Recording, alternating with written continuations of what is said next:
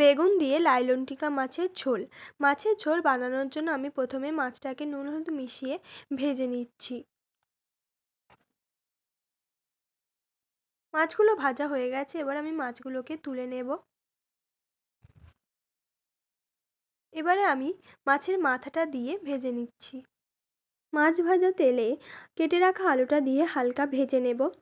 এবারে ওর উপরে দিয়ে দেব পেঁয়াজ কুচি ও কেটে রাখা বেগুন, দিয়ে ওটা অল্প কিছুক্ষণ নাড়াচাড়া করে নিচ্ছি।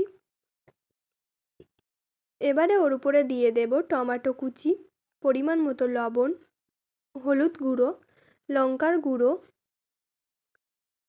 ও জিরে গুঁড়ো দিয়ে আমি এগুলো সব ভালোভাবে কষিয়ে নেব।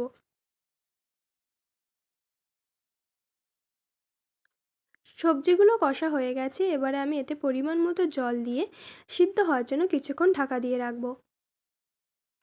সবজিগুলো সিদ্ধ হয়ে গেছে, এবারে ভেজে রাখা মাছটা ওর উপরে দিয়ে কিছুক্ষণ ফুটিয়ে নামিয়ে নিলেই রেডি মাছের ঝোল।